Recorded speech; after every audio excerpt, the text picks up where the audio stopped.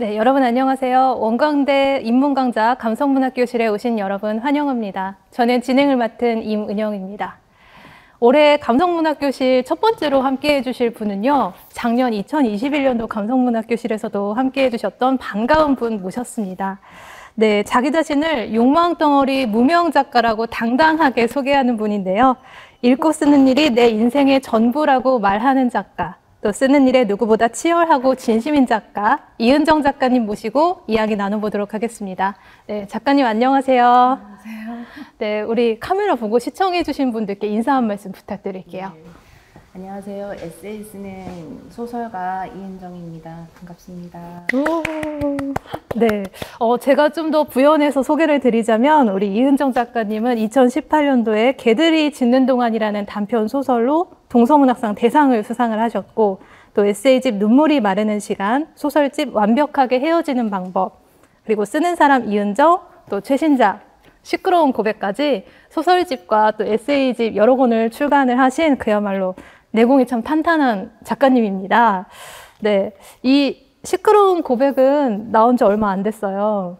네, 네. 7월에 나왔어요. 따끈따끈한 이 신작인데, 제가 알기로는 되게 특별한 곳에서 특별한 분들 모시고 출간 기념회를 하셨다고 들었어요. 네. 그때 좀 기분이 어떠셨어요?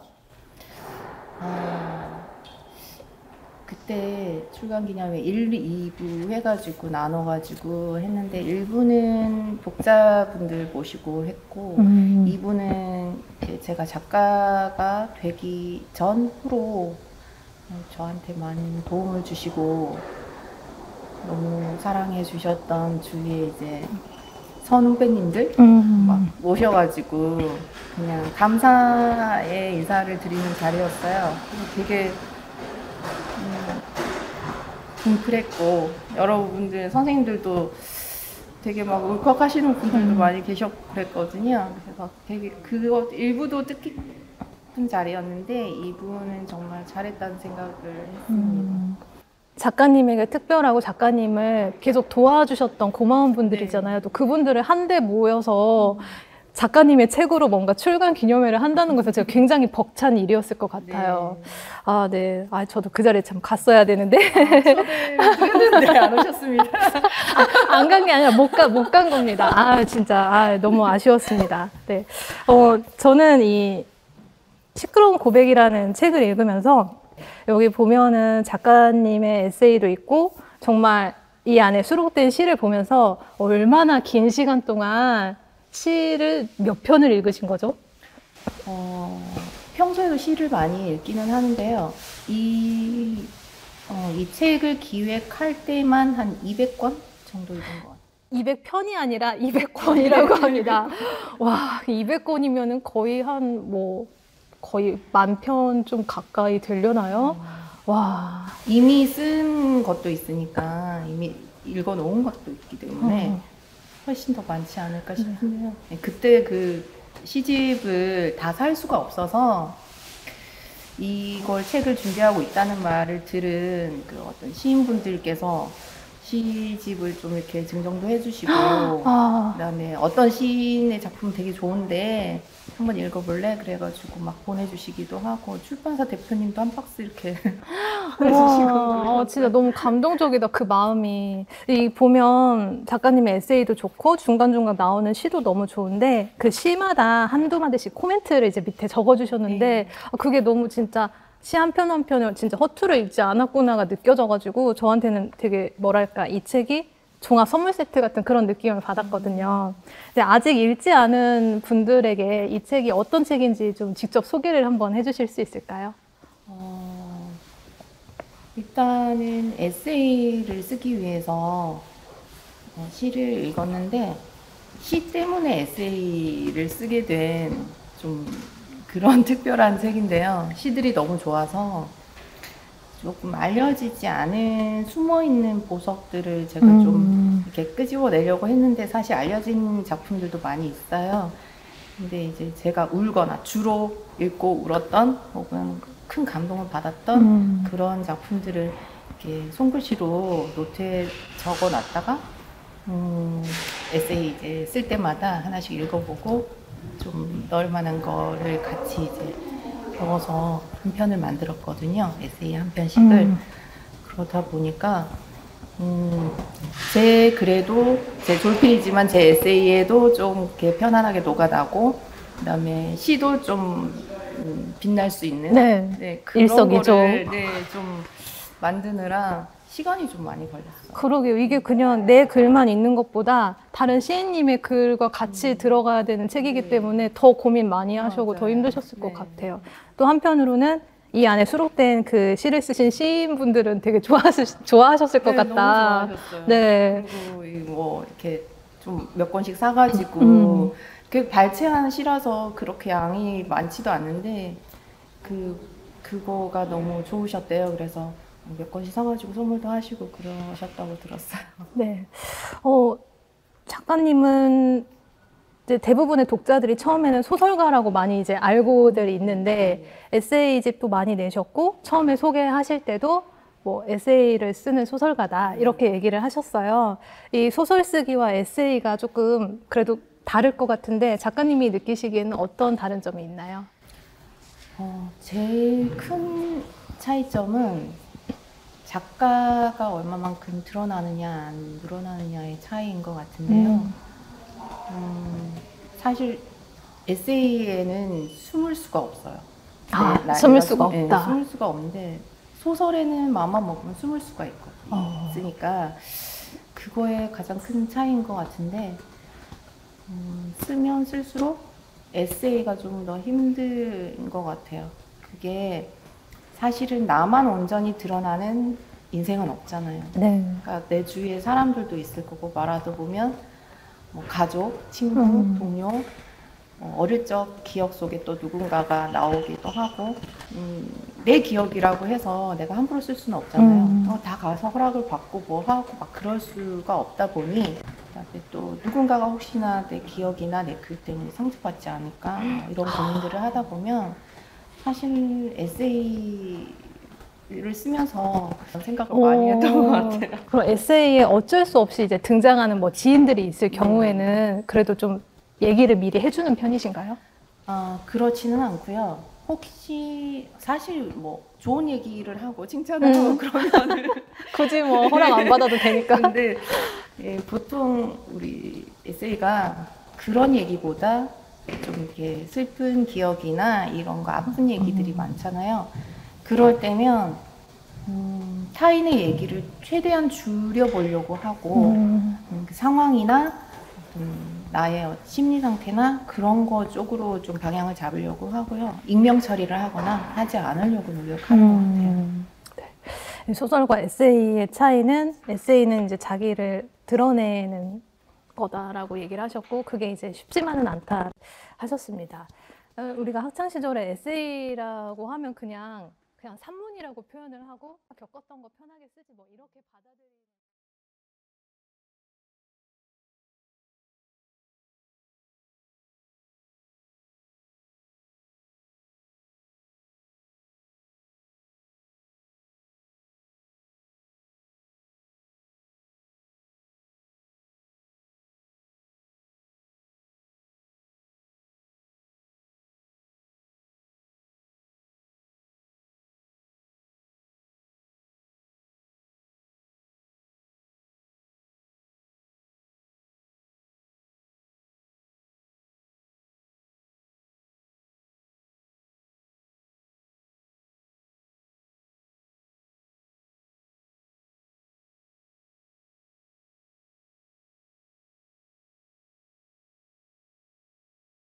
작가도 아닌 것 같은데 무명 작가다. 어떻게 이런 본인을 표현하게 되셨는지 궁금해요. 이거는 원래는 그 책 제목으로 나온 게 아니고 그 작품 에세이 하나를 발표하면서 거기 제목으로 썼던 건데, 그런 의미로 이제 출판사에 얘기를 했는데 출판사에서도 너무 좋다고 그래가지고 이거가 책 제목이 됐어요. 그거 작품을 쓸 때는, 에세이 쓸 때는 제가 말씀하신 대로 욕심이 별로 없는 사람이라서 작가가 되고 싶다고 생각했던 거는 꿈이었지 욕심이라고 생각하지 않거든요. 근데 작가가 되고 보니 이 가난과 무명의 굴레를 벗기가 너무 힘든 거예요. 그래서 제법 그래도 등단한 지 제법 됐는데 아직 조금 그게 힘들어서 차라리 그냥 착한 무명 작가가 되지 말고, 그러니까 오는 것만 이렇게 뭐 일만 하는 그게 아니라 나를 좀 PR하고 뭐 이렇게 찾아다닐 수 있는 욕망덩어리가 되자 뭐 이런 생각을 했거든요. 그러면 차라리 나 욕심쟁이야, 욕망덩어리야 라고 얘기를 해버리면 내가 그런 조금 욕심을 내도 나한테 좀 이렇게 죄책감이 덜할 것 같은 거예요. 그래서 그냥 그렇게 이제 대놓고 책 제목으로 그렇게 썼는데, 하고 나니까 사실 되게 후련하고, 그쵸? 예, 편하고, 나 어디 가면 저 욕망덩어리니까 이좀 주세요 막 그러고. 아니 근데 이 후련하다는 표현에 100% 공감하는 게, 독자인 저도 이걸 읽으면서 되게 후련했어요. 그래서 제가 그 부분 잠깐 읽으려고 체크를 해왔는데 잠깐 읽어드릴게요. 네, 아까 말씀하신 이 에세이 제목 자체가 나는 욕망덩어리 무명작가라는 에세이에 수록된 부분인데, 나는 돈을 받고 글을 쓰는 생계형 작가다. 이 밥벌이가 부끄럽지 않은 이유는 받는 돈의 액수와 상관없이 언제나 영혼을 갈아서 쓰기 때문이다. 그렇게 번 돈은 수줍은 액수에 불과하며 몇 프로는 어깨와 손목, 허리에 붙이는 파스값으로 나간다. 영혼을 갈아 만든 글자마다 꽃이 피어 내 삶도 활짝 라는 나는 욕망덩어리 무명작가다. 그래서 하는 말인데, 나를 비난하려거든 내 책 한 권 사보고 해도 늦지 않을 것이다. 저희 마지막 문장, 비난하려거든 내 책 한 번 일단 사보고 얘기해. 이 말에서 진짜 완전 통쾌한 거예요. 뭐 제가 쓴 것도 아닌데 너무 통쾌해서, 그래 맞아, 한번 사고 하지, 한번 제대로 보지도 않으면서 왜 사람들은 비난을 할까. 맞아요. 오히려 꿈을 갉아먹는 사람들은 좀 가까이 있잖아요. 네, 그런 생각이 들면서 굉장히 막 또 저의 상처도 생각이 나면서 되게 통쾌했는데, 여러분 일단 이은정 작가님 모르시면 일단 책을 한번 사서 보시고, 그 다음에 우리 작가님이 얼마나 글이 좋은지 한번 글에 또 흠뻑 빠져보는 시간을 가지셨으면 좋겠습니다. 네, 감사합니다. 욕망덩어리 무명작가. 아, 저도 욕망덩어리 사회자 할까봐요. 괜찮은데요? 아, 저 일 좀 주세요 이렇게 하면서.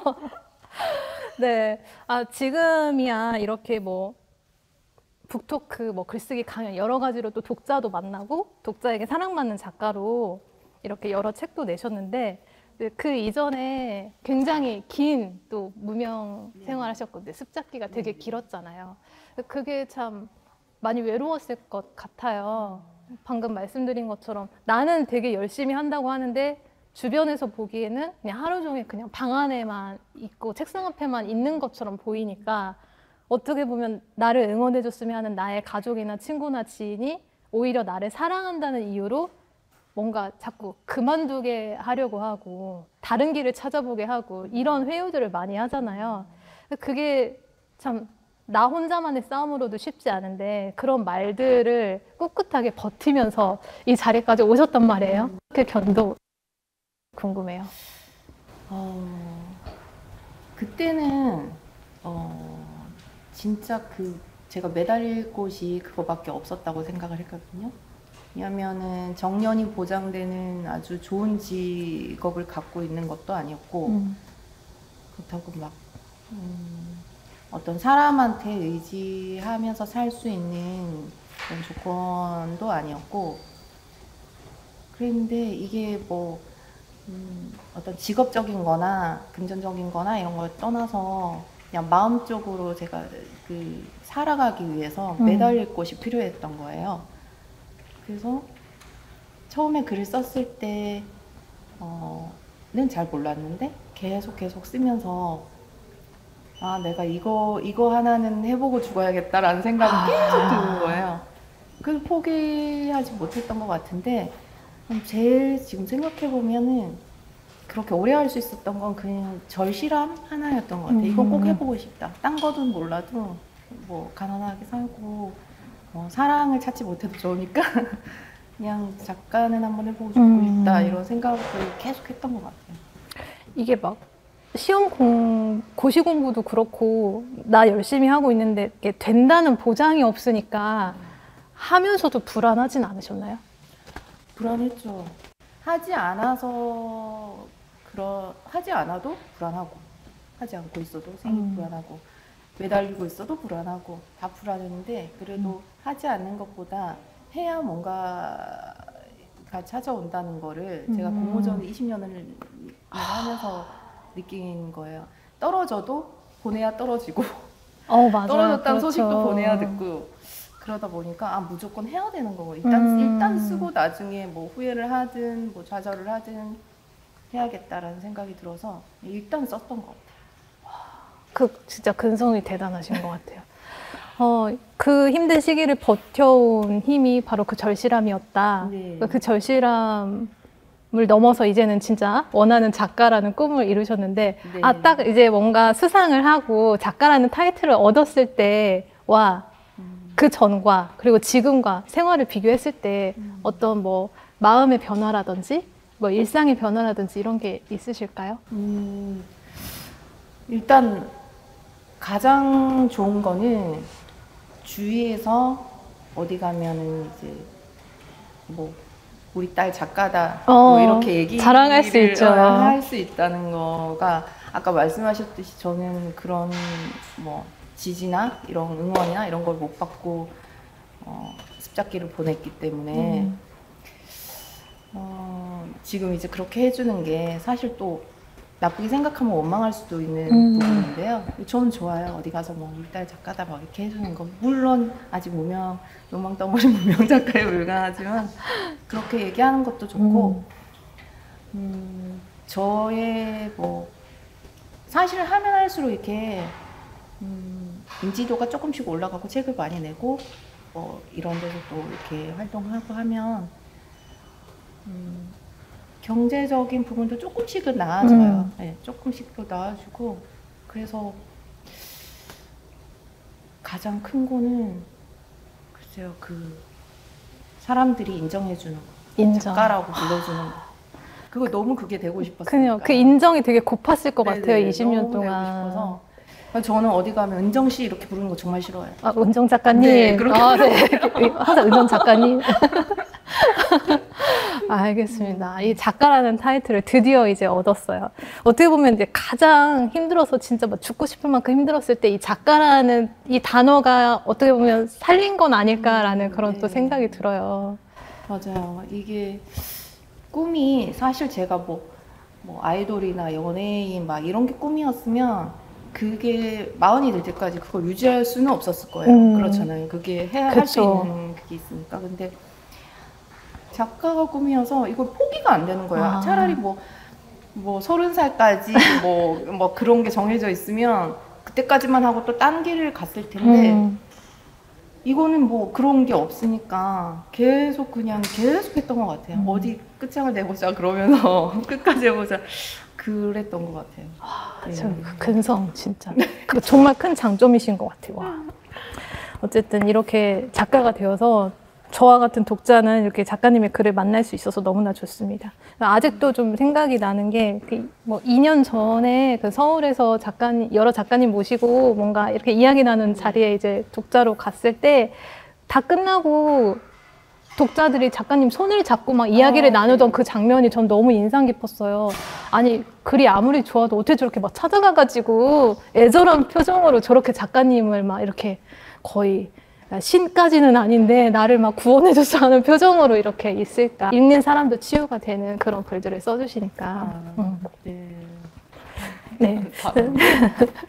또 이렇게 글로써 이제는 글쓰기도 가르치고 계시는데, 몇 개월 전인가요? 한 10주 동안 그 소설 쓰기 가르치시면서 이제 독자들과 작가님과 함께 공저로 만든 책이 또 나왔잖아요.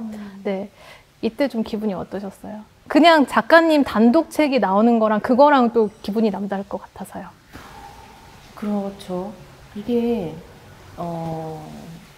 제 개인 책은 온전히 이인정만 들어있고 이인정만 책임지면 되는 책이잖아요. 그래서 사실 뭐 욕을 먹어도 나 혼자 먹으면 되고 근데 이거는 저를 중심으로 해서 소설을 쓰고 싶은 작가가 되고 싶은 사람들이 이제 모였어요. 모여가지고 몇 달 동안 같이 이제 구상부터 뭐 트리트먼트 뭐 이렇게 다 써가지고 탈거까지 해서 책이 이렇게 나온 건데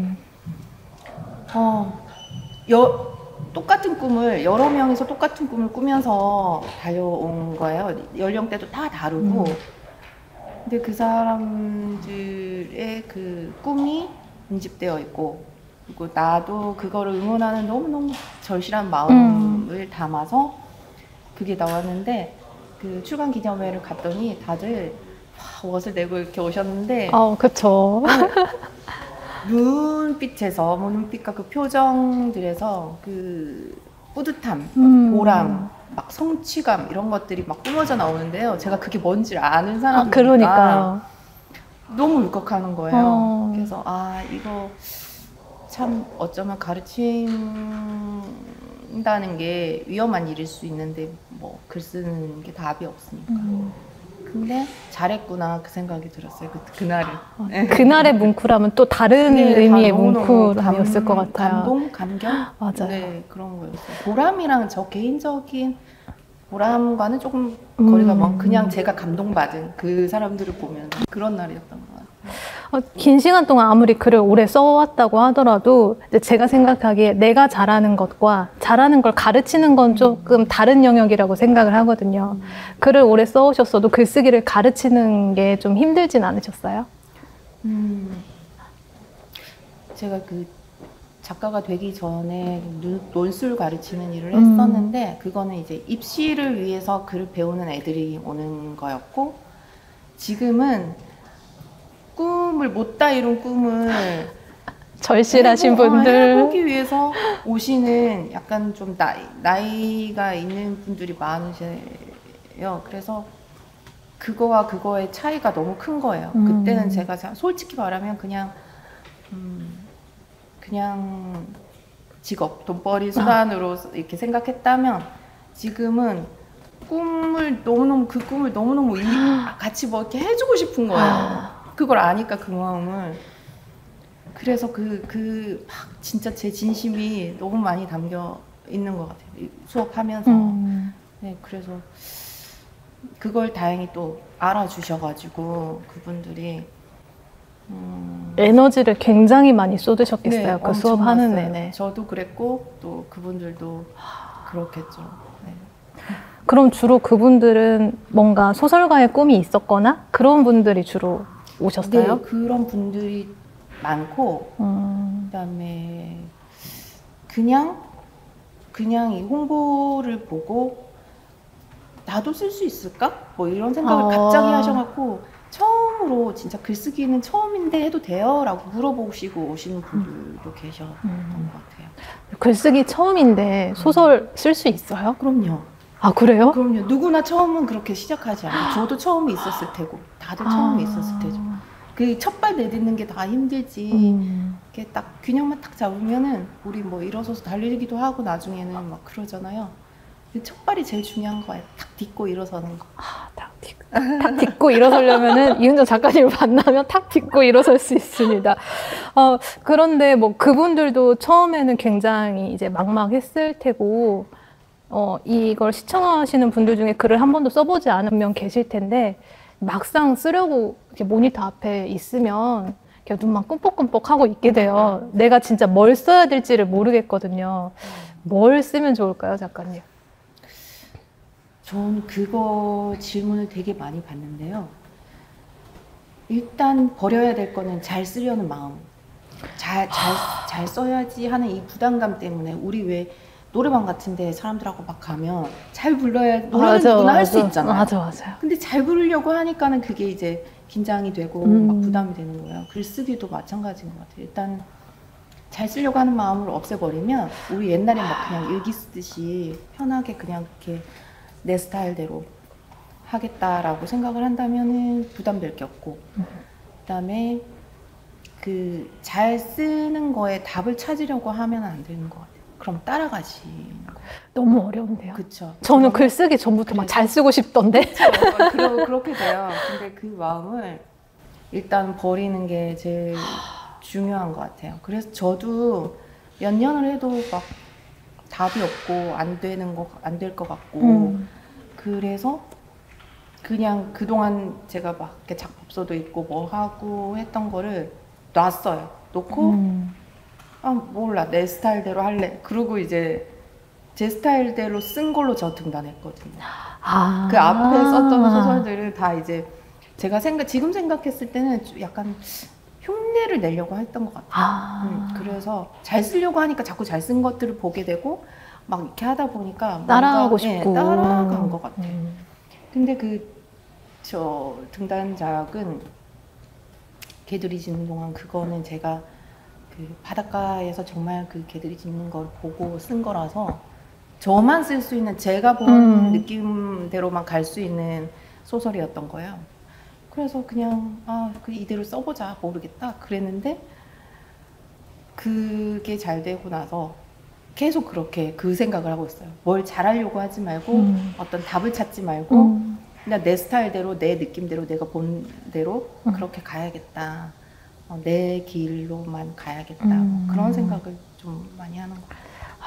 가장 어렵지만 첫 단추로 끼워야 될 게 잘 쓰려고 하지 마라. 잘 쓰려고 하면은 안 되고. 잘 쓰려고 하지 않는 그런 이렇게 마음으로 뭔가 자기 일상부터 한번 들여다보면 될까요? 네, 그게 저는 그 사람들이 처음 탁 펴는 게 힘든 이유가 뭐 그런 마음도 있겠지만 또 뭘 써야 되지? 뭐 이런 생각들을 하잖아요. 그러면 그런 이제 문제가 생기는 이유가 감정이나 일상을 글로 표현하는 걸 많이 안 해봐서 그런 거예요. 우리가 말은 많이 하지만 그렇게 많이 안 해보니까 그러면 뭐 매일 안 해도 좋으니까 우리가 그래도 가끔 삶에서 특별한 일들이 생기잖아요. 특별한 감정, 특별한 일.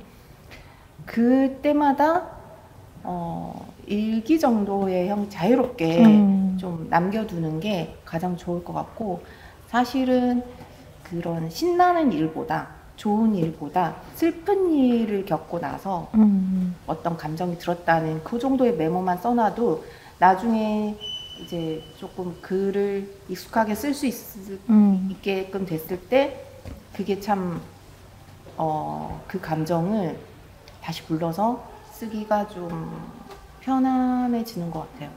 그때는 처음 겪었을 때는 잘 쓰기가 힘들거든요. 그쵸. 슬픈 일을 처음 겪었는데 지금 슬픈데 어떻게 글을 써? 막 그렇게 되는데 그거 메모 정도만 하는 습관을 좀 특별한 날 습관을 좀 들여놓고 나면 나중에 그게 한 줄이 세 줄 되고 막 이렇게 되는 때가 오거든요. 그래서 짤막하게 아니면 그것도 힘들면 사자성어나 속담 있잖아요. 네네. 그걸로 그날의 감정을 그냥 하나로 딱 만들어서 만약에 누구 오늘 너무 미워서 정말 막 복수하고 싶었어. 그러면 그날 그 메모지 인광보 그냥 좋은 방법인데. 그러니까 그런 식으로 제가 옛날에는 사자성어로 메모를 많이 했거든요. 그것도 되게 나중에 생각하고 그걸 떠올려 보면 되게 재밌는 얘기가 또 나오고 하는 거예요. 그것도 괜찮은 방법인 것 같아요.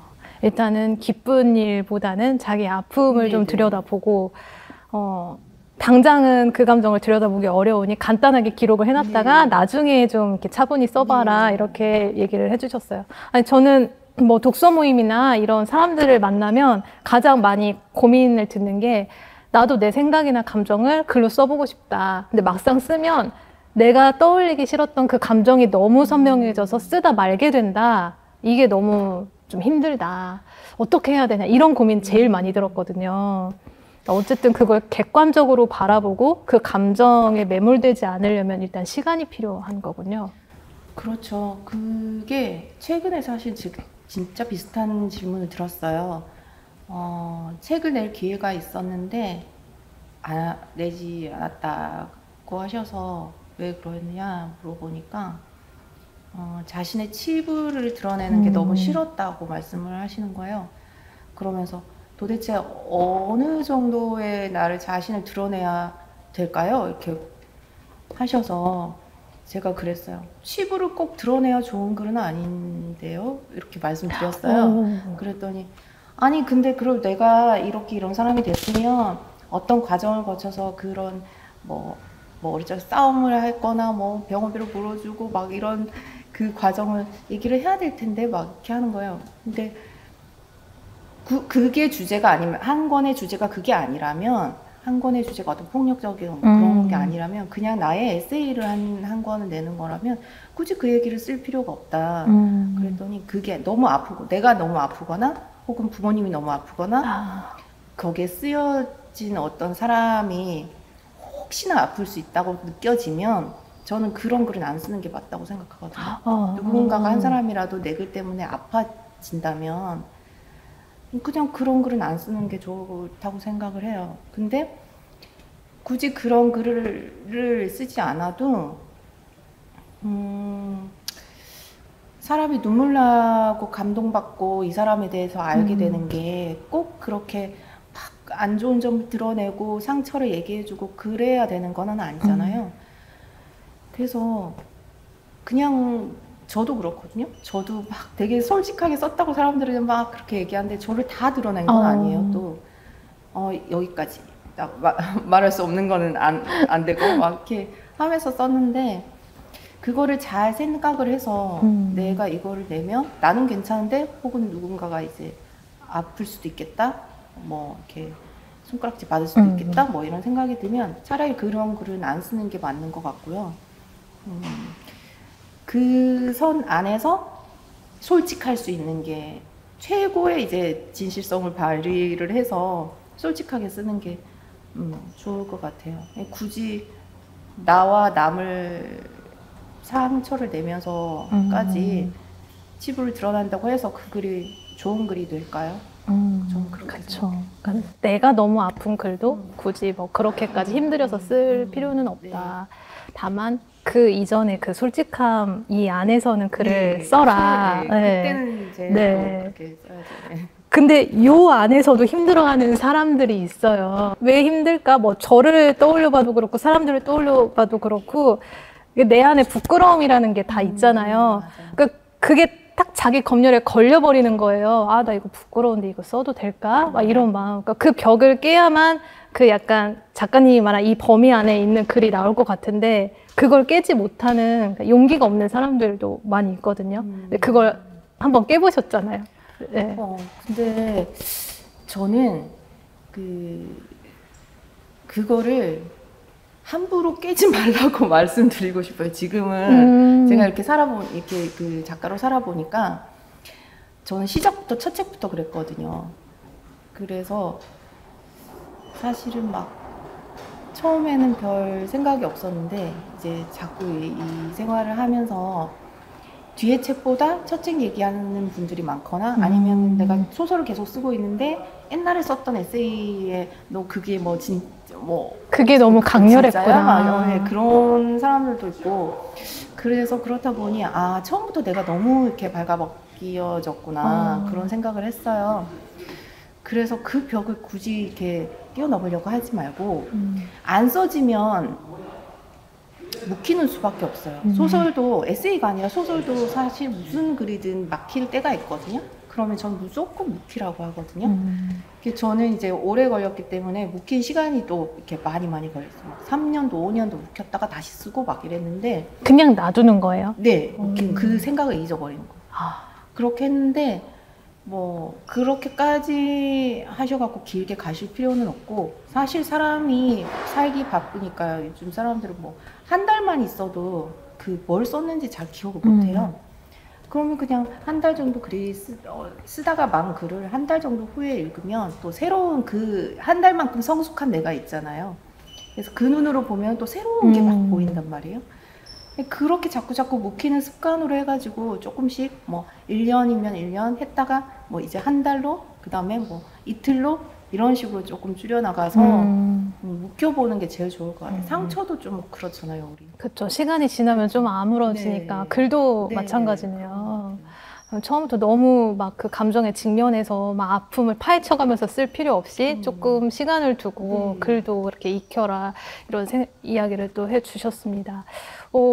아까 초반에 기쁜 거보다는 슬픈 거를 쓰라고 이렇게 얘기를 또 해주셨잖아요. 그래서인지 뭐 너무 첫 책을 또 강렬한 걸 내기도 하셨고 제가 이 책에서 좀 인상 깊었던 구절 중에 하나도 첫 책 내고 나서 광화문 한복판에서 벌거벗겨진 것처럼 있는 느낌이었다라고 하셨어요. 근데 이제 그렇게까지는 굳이 이제 권하지는 않으시는 거잖아요, 사람들한테. 한테는 그렇게까지는 하시지 마시라고 말씀드리고, 아까 말씀하신 것처럼 막 치부를 다 드러내고 그렇게 하지도 말고 벽이 느껴지면은 좀 쉬었다 가고, 벽이 너무 높으면 좀 쉬었다 가고, 또 막 이렇게 누군가가 상처받을까 걱정이 되면 그거는 차라리 쓰지 말고 뭐 그런 식으로 좀 템포를 저는 좀 느리게 갔으면 좋겠어요. 빨리 이거 써야 돼. 막 내 감정이 지금 이럴 때 써야 돼. 뭐 이거 까먹지 않도록 지금 써야 돼. 막 이렇게 하는 것보다 그냥 조금 두려움이나 걱정거리가 생기면 글은 일단 누군가에게 보여지기 전에 약간 멈춤이 필요하다고 저는 생각해요. 약간 멈춤이 네. 필요하다. 네. 그렇군요. 그 작가님의 소설도 그렇고 에세이도 그렇고 주로 이제 슬픔에 관한 이야기들이 이제 많잖아요. 물론 그게 글의 주제로도 좋다고 말씀은 하셨지만 작가님도 충분히 이제 뭐 사랑이나 기쁨이나 설렘이나 이런 이야기들, 이런 소설들을 쓸 수 있는데 이제 초반에 이렇게 뭔가 집요하리만큼 슬픔, 뭐 눈물, 폭력 이런 거에 좀 집중을 많이 하셨다는 느낌을 네. 받았거든요. 저는 그런 이유가 혹시 있으신가요? 저는 그렇게 생각해요. 사랑 얘기를 쓰고 쭉 쓰다가 폭력 얘기를 쓰면 안 써질 것 같아요.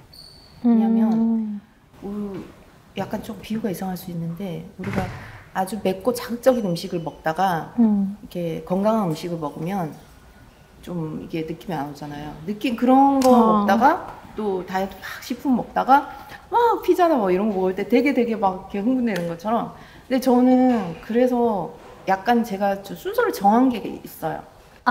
예. 어떤 순서, 어떤 감정의 순서로 네네네. 써야겠다. 처음에 폭력을 제가 많이 겪은 게 많아서 폭력에 대해서 먼저 딱 털고, 그리고 미움 같은 감정으로 조금 이렇게 순화해서 가다가 마지막에 사랑을 쓸 수 있으면 좋겠어요. 저도 사랑을 해본 사람이니까요. 그렇죠. 마지막에 이렇게 사랑을 쓴다면 그 단계로 가면 내가 폭력을 털어버리고 미움도 털어버리고 종국의 사랑만 남았을 때 정말 사랑 같은 얘기를 쓸 수 있지 않을까? 그 생각을 했던 것 같아요. 지금은 어느 시점에 와 계세요? 지금은 제가 두 번째 단편 소설을 쓰고 있는데, 미움도 약간 진행 중이기는 한데요. 미움 털고 있는 중이에요. 사랑으로 가기 위해서. 그래서 지금 사랑 얘기 쓰고 있는 걸 완성을 못했어요. 한 3분의 2 정도 썼는데. 먼저 미움을 털려고 약간 묵혀두고 계시는 거예요? 지금 한 2년 정도 묵히고 있거든요. 그게 완전히 내용이 바뀌었어요. 그 2년 동안에 제가 바뀐 거죠. 원래 스릴러 공포물로 그것도 갔어요. 네. 폭력은 나오지 않는 스릴러물로 갔는데, 제가 2년 동안 조금 또 이렇게 딱 뭐 좋아졌나 봐요. 그래서 사랑으로 결말을 내려고 묵히고 있는 중이에요. 너무 기대되는데요? 여름 지나고 이제 선선할 때 또 마음이 막 이렇게 몽글몽글해질 네. 때 쓰려고. 작가님의 독자들은 사랑 이야기를 썼다는 것만으로도 이건 사서 봐야 된대요. 우리 작가님이 사랑 이야기를 막 이러면서 아까 이제 뭐 글을 어떻게 써야 되는지, 어떤 주제를 찾아야 되는지, 나의 부끄러움은 어디까지 드러내야 되는지 이런 거 쭉 질문하고 답을 해주셨는데, 이제 주제도 찾고 이제 글을 계속해서 이제 써 나가면 아무리 욕심을 버리라고는 했지만 사람이 계속 쓰다 보면 내 글도 누군가에게 조금 감동을 주고 싶어, 조금 잘 쓰고 싶어 하는 욕심 생기잖아요. 네, 그래서 이 문장력을 키우는 것도 좀 저는 간과하지 말아야 될 부분이라고 생각을 하는데, 작가님이 생각하기에 문장력을 키우려면 좀 어떤 노력을 하면 좋을까요? 아무래도 그렇죠. 문학은 문장력도 중요하죠. 근데 그 문장력은 갖추기 전에 저는 다양한 어휘를 좀 많이 접했으면 좋겠거든요. 저는 그거 먼저 했던 것 같아요. 문장을 어떻게 쓰지? 어떻게 하면 잘 쓰지? 이거는 조금 처음부터 시작부터 그렇게 하면 힘들어요. 그래서 좋은 어휘, 다양한 어휘, 그런 거, 우리말, 예쁜 말들, 단어들, 이런 거 공부를 먼저 했었는데, 그거 하기 가장 좋은 게 시를 읽는 거예요. 오. 네, 우리 문학 중에 우리말을 그렇게 다양하게 아름답게 표현할 수 있는 문학은 저는 시밖에 없다고 생각하거든요. 맞아요. 네, 그래서 시를 통해 가지고 시를 좀 많이 읽으셔가지고 시를 통해서 어휘력을 좀 많이 이렇게 강하게 하시고 그렇게 하다 보면 또 문장이 욕심이 생겨요. 나 이렇게 예쁜 어휘를 쓸 수 있어. 이렇게 하다 보면 나 문장도 또 완벽하게 그렇죠. 쓸 수 있을지도 몰라. 막 이렇게 되거든요. 이제 그때는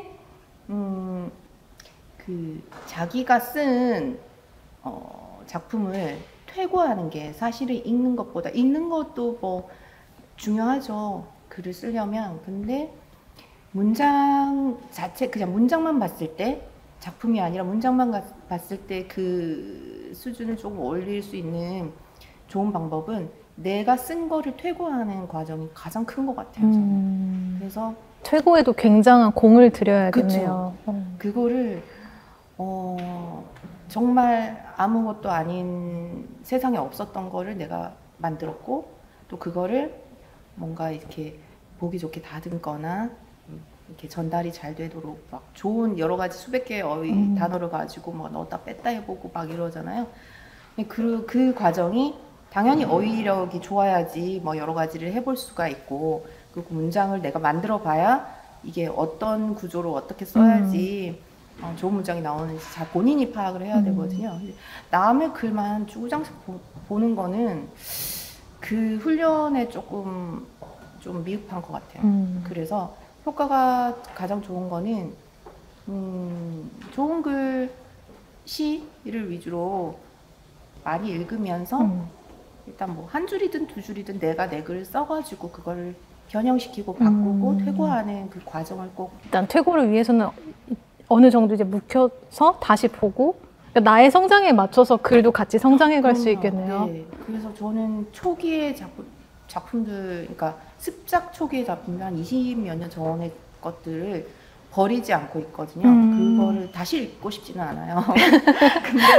근데 가끔씩 제가 권태기나 뭐 이런 게 왔을 때 읽어요. 이 자극이 돼요. 세상에 이런 글을 썼던 애가 그래도 작가 뭐 등단도 하고 책도 내고 막 이렇게 살고 있구나.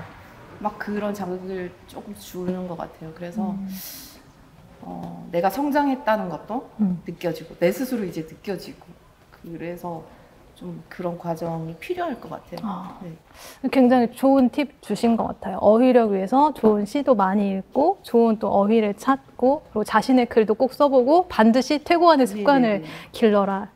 그러면은 또 좋은 문장력으로 이어질 것이다 이런 얘기를 해주셨어요. 들으면서 갑자기 궁금해지는 게 작가님은 굉장히 많은 퇴고의 과정을 거칠 것 같은데 어느 정도 퇴고를 해야 이만하면 됐어 이런 마음이 드실지.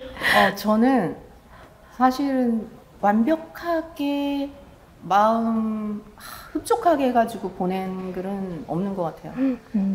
책도 그렇고. 근데 사실은 제 주위의 작가님들한테 물어보면 다 그렇다고 하시더라고요.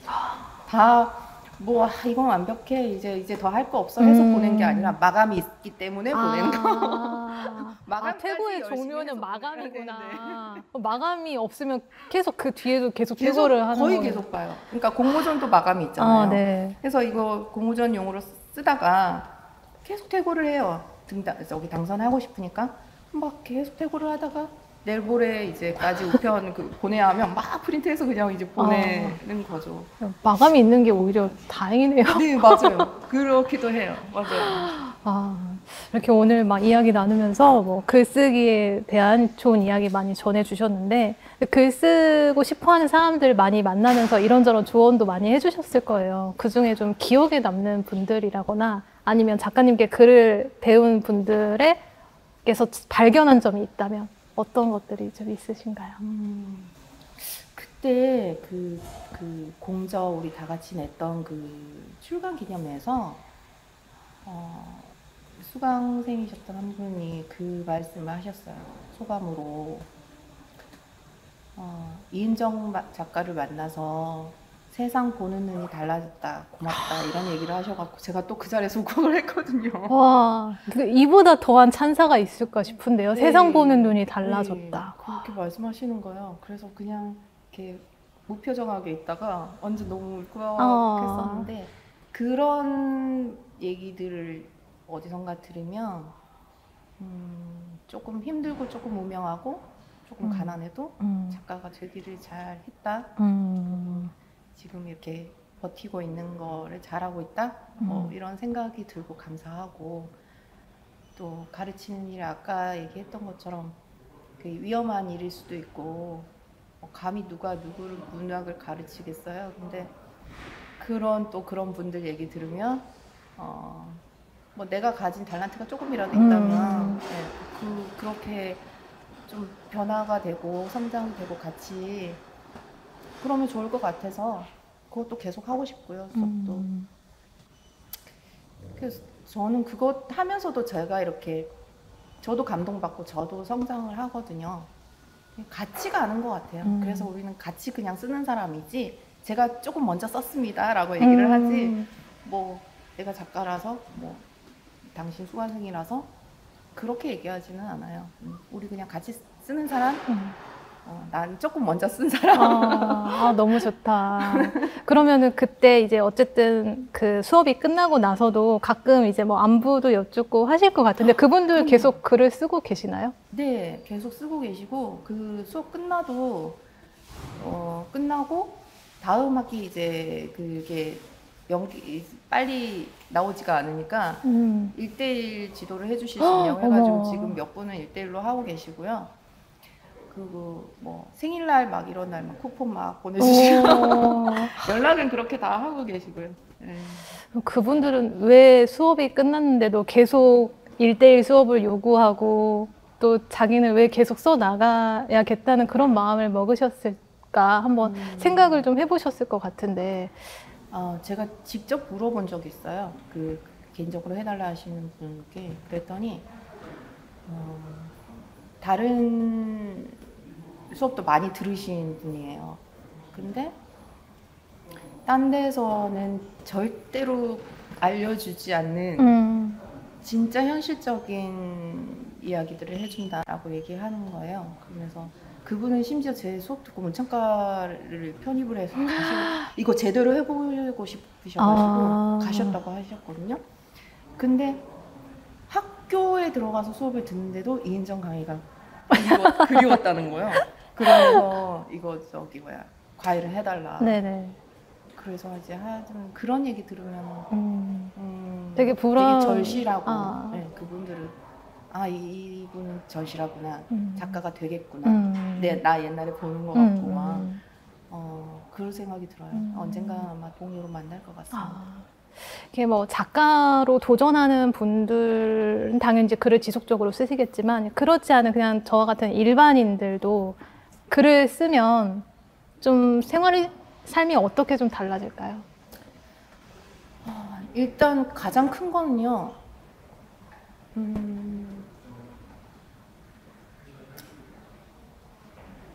진짜 우리가 잘 못하는 건데 내가 나를 치유해 주는 거. 내가 나를 치유해. 저는 진짜 그랬거든요. 진짜 그래서 울면서 막 쓸 때가 있어요. 힘든 일을 겪었을 때 막 계속 울다가 글이라도 써야겠다. 지금 그 상태가 글이라도 써야 되겠다고 글을 쓰는데 그거 나중에 보면 그 글이 가장 강렬해요. 그 감정 속에서 내가 그 얘기를 썼으니까 강렬한데 너무 아파요. 내가 그럴 것 같아요. 아까 말씀하신 그런 벽 같은 그런 네네. 거죠. 근데 그거를 뛰어넘으려고 그렇게 쓴 게 아니라 그렇게 해야 내가 치유가 된다는 걸 내가 경험을 했기 때문에 누굴 보여주기 위해서가 아니라 나를 위해서. 그걸 보여주지는 않죠. 네. 그래서 그렇게만 해도 내가 나를 치유했고 위로를 했고 토닥토닥 해줬고 그런 느낌을 받는데 그 느낌 자체가 내가 나를 그렇게 해줬다는 것 자체가 또 나중에 큰 힘이 돼요. 자존감이 좀 높아져요. 그러니까요. 자존감이 올라갈 것 같아요. 그러니까 우리가 그냥 글을 써야 하는 이유는 내가 나의 상처를 치유하고 그런 과정을 통해서 자존감이 높아지는 그 경험을 할 수 있기 때문에 우리는 글을 써야 된다. 그래서 모든 사람들이 상처받지 않은 사람은 없잖아요. 그래서 모두가 글을 써야 한다고 생각해요. 상처받은 사람일수록 상처가 많을수록 글을 쓰기를 더 추천을 해주시는 걸까요? 그럼요. 근데 상처받지 않은 사람은 없다고 생각을 하니까 다 써야 되지 않을까요? 우리는 다 글을 써야 됩니다. 아, 네. 오늘 이렇게 왜 우리가 글을 써야 되는지 또 책에 대한 이야기도 나눴고 또 글쓰기 어떻게 어려움을 극복해 나갈 수 있는지 이런 이야기를 쭉 해주셨을 텐데 이 영상을 보면서 아, 그럼 나도 한번 써볼까 하는 그 마음이 드는 분들 있을 것 같아요. 그렇게 시도하려는 분들께 한 말씀 전해주신다면요. 아까도 얘기했지만 첫 시작이 진짜 그 한 발이 정말 중요한 것 같아요. 저는 글을 쓰려고 해서 시작한 게 아니라 담벼락에 밤에 이제 방황할 때 청소년기에 네. 되게 못 사는 동네였거든요. 그럼 그 콘크리트 담벼락 거기에 학교에서 갖고 온 그 분필로 시를 막 썼어요. 시를요? 벽에다가? 분필로 길거리 그 골목길 구절만 해갖고 이렇게 썼어요. 그러면 다음 날에 이렇게 막 밑에 막 코멘트를 잘 줘. 막 달려있고 막 그런 경우가 있어요. 그런 이제 낙서 같은 건데 그거 하면서 약간 거기서 시작한 것 같아요. 내가 쓰고 싶어서 그냥 누가 시킨 게 아니라 뭔가를 끄적거린 게 내 시는 아니었지만 그게 처음이었던 것 같거든요. 근데 또 어떤 사람들이 보고 장난으로 막 이 시 좋지 막 이렇게 해놓고 가고 막 그걸 보면서 조금 약간 조금 거기서 시작한 것 같은 느낌이 좀 드는 거예요. 그래서 그 시작 한 발 딱 떼는 게 굳이 펜을 들고 하지 않아도 굳이 컴퓨터 앞에 있지 않아도 우리 늘 사실은 글자는 쓰고 있잖아요. 그렇죠. 네, 그거를 나를 향해서 써보는 게 어떨까. 저는 지금 이거 휴대폰에 나를 향한 메시지, 문자 메시지랑 나를 향한 카톡, 네. 나를 향한 메일을 뭐 하루에 한 번 정도는 쓰거든요. 오늘도 아마 이거 끝마치고 집에 이제 기차 탈 때 뭔가 쓰고 있겠죠. 네네. 오늘 이렇게 했는데 우리 옷도 비슷하게 입고 즐겁게 뭐 하고 막 쓸 것 같아요. 그러니까 그런 것들이 모이면 만약에 집에 가서 제가 뭐 조금 한가하거나 피곤하지 않거나 그런 날에는 그걸 연결해서 이제 하나로 쓸 때가 있고 아니면 그냥 메모로 간직할 때도 있고 한데 요즘은 휴대폰이 이제 다 가지고 계시니까 그런 거를 활용해서 차 안이나 이동할 때나 그럴 때 그 짤막짤막하게 좀 쓰고 그걸 나중에 쭉 읽어보면 네. 그것도 마치 미니 책처럼 그렇게 보여요. 그러겠네요. 네. 그런 방법으로다가 시작을 일단은 일단 시작을 해라. 하는 네네. 게 좋을 것 같아요. 네, 시작부터 부담 갖지 말고 잘 네, 쓰려고 하지 맞아요. 말고 모니터 앞에 앉으려 하지 말고 그냥 휴대폰으로 맞아요, 가볍게 쓰는 맞아요. 것부터 시작해라. 그죠. 네. 카페 같은 데 가면 휴지 같은 거 있잖아요. 네네. 휴지 위에 뭘 쓰려고 하면 잘 안 써지죠. 찢어진단 말이에요. 네. 펜이 있어도 이렇게 찢어지는데 그 찢어짐을 한번 겪어보는 것도 좋아요. 아. 그래서 그게 내가 쓰려고 하는데 찢어져? 막 이런 네가 감히 찢어도 내가 쓸 건데? 내가 쓸 건데? 막 이런 그게 저는 그 느낌이 너무 좋아가지고 휴지만 있으면 그렇게 뭘 쓰려고 하거든요. 그런 것도 한번 그럼 약간의 어기도 조금 생기는 것 같고 그런 걸로 어떻게 해서든 시작을 딱 한 발을 내셨으면 좋겠어요. 네네. 용기. 네. 용기를. 시작할 수 있는 용기를 작가님의 이야기 덕분에 낼 수 있을 것 같습니다. 네. 오늘 함께 해주셔서 감사드리고요. 네. 저는 작가님의 글을 읽으면서 이런 생각 한번 해봤어요. 작가님의 글을 읽으면 그 이은정이라는 사람에 대한 믿음이 생겨요. 이 사람의 글만큼은 나의 아픔을 배신하지 않겠구나 하는 그 믿음이 생기거든요. 그렇게 많은 독자들에게 믿는 구석이 되어주셨으면 그런 하는 마음을 담아보면서 얼른 또 사랑 이야기가 나왔으면 하는 그런 소망도 담아봅니다. 네, 오늘 함께 해주셔서 감사드립니다. 고맙습니다. 네, 우리 같이 인사드릴까요? 네. 네, 시청해주셔서 감사드립니다. 감사합니다.